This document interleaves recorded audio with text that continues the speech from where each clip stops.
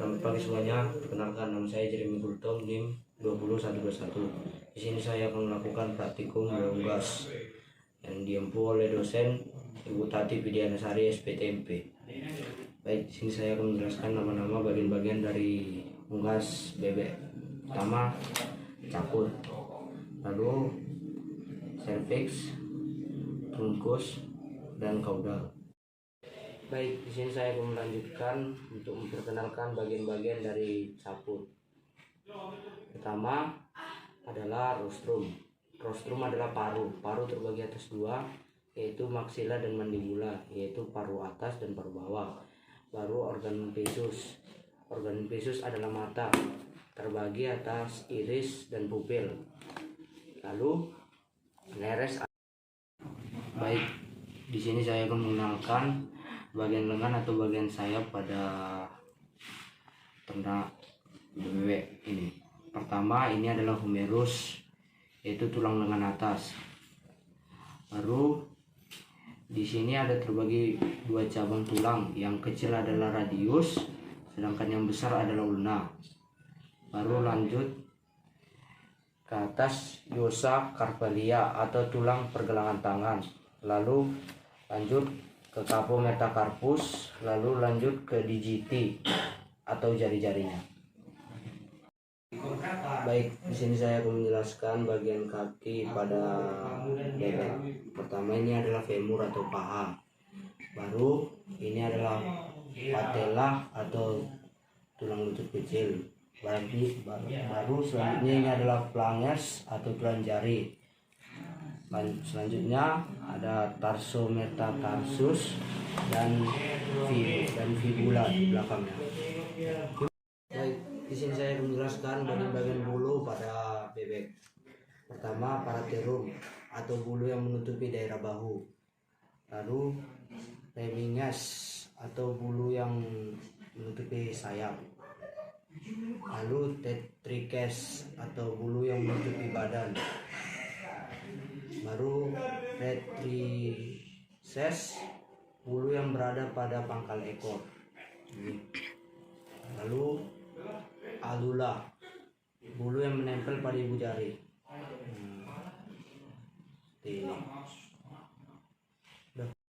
Baik, di sini saya akan menjelaskan bagian-bagian atau 3 jenis bulu yang ada pada ternak bebek ini.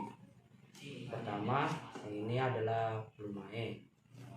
Lalu yang ini adalah plumulae. Lalu yang bulu halus ini adalah filoplumae.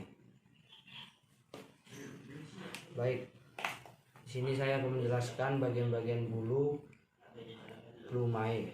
Pertama, ini adalah kuil. Ini adalah rachis batangnya. Baru yang ini adalah vesiculum kanan dan kiri. Baru barbula distal adalah dari ujung sini sampai sini, dan barbula proksimal dari ujung sini sampai ujung sini. Lalu bagian terakhir adalah ekor atau caudal. Baik, di sini saya akan mengenalkan sistem reproduksi pada bebek. Yang pertama, ini adalah ovarium. Bentuknya bulat-bulat seperti anggur. Lalu yang kedua, yang ini namanya adalah ovidum, yaitu serangkaian saluran yang menghubungkan ovarium dan vagina. Lalu yang berikutnya saya akan mengenalkan bagian-bagian dari ovidum. Yang pertama adalah ini, disebut infundibilum sebagai tempat pembuahan.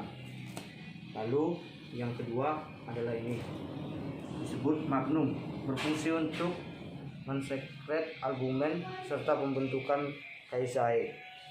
Baru yang ketiga adalah instium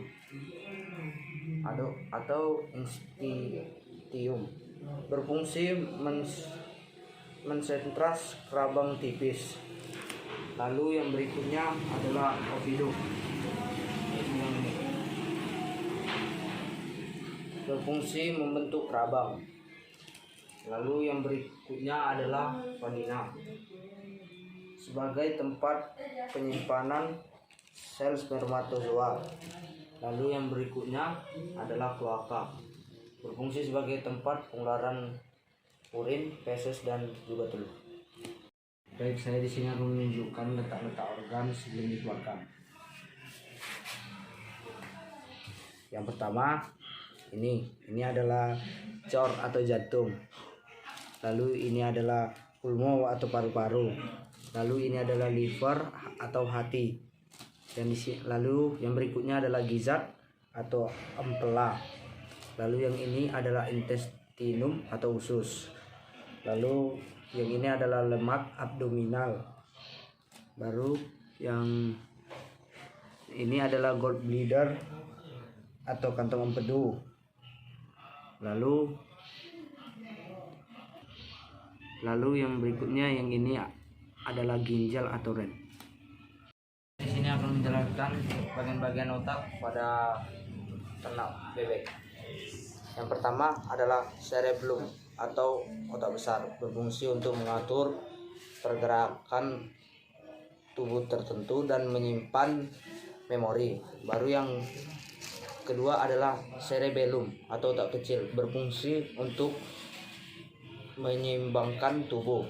Lalu yang ketiga adalah medulla oblongata, berfungsi sebagai penghubung ke medulla spinalis. Lalu yang berikutnya adalah medulla spinalis, yang berfungsi sebagai penghubung sinyal antara otak ke organ-organ tertentu. Baik, di sini saya akan menjelaskan sistem respirasi pada bebek tersebut. Pertama, dari nares. Nares terbagi dua, yaitu nares externus atau bagian luar dan nares internus, berfungsi untuk menghirup udara. Lalu dilanjutkan ke kapum oris atau rongga mulut. Dari rongga mulut selanjutnya berjumpa di glotis. Fungsi glotis adalah pada saat bebek ini sedang mengkonsumsi makanan, glotis akan menutup. Lalu pada saat bernapas, glotis akan membuka. Tujuannya adalah agar saluran pernapasan tidak dimasuki oleh makanan. Lalu dari glotis menuju ke laring, dari laring menuju ke trakea. Fungsi trakea menyalurkan udara dari laring ke bronkus. Lalu dari bronkus disalurkan lagi ke pulmo. Fungsi pulmo di sini adalah untuk menyaring udara. Baik, di sini saya akan menjelaskan sistem pencernaan pada bebek. Pertama, oris atau mulut. Di sini adalah tempat masuknya makanan. Lalu dilanjutkan oleh glandula saliva. Lalu dari glandula saliva masuk ke faring. Faring terbagi atas dua, yaitu laring dan esofagus. Lalu selanjutnya masuk ke crop atau tembolok, yang berfungsi sebagai tempat pengangkut makanan dan cairan faring ke ventriculus. Dilanjutkan ke proventriculus yang berfungsi untuk menyambungkan atau saluran dari tembolok ke gizzard. Lalu lanjut ke ventriculus yang fungsinya terdapat banyak enzim yang sebagai ventriculus berfungsi sebagai tempat enzim. Lalu setelah ventriculus masuk ke gizzard, fungsinya untuk tempat mengolah makanan, dibantu oleh batu-batu kecil atau yang disebut grit. Selanjutnya dilanjutkan ke intestinum tenui yang berfungsi menyerap sari-sari makanan. Di intestinum tenui ini terdapat berbagai macam enzim, salah satunya enzim lipase yang berfungsi memecah lemak. Lalu selanjutnya terdapat pankreas yang juga menghasilkan enzim untuk mengurai protein dan gula. Baru selanjutnya dilanjutkan intestinum tenui terbagi atas tiga.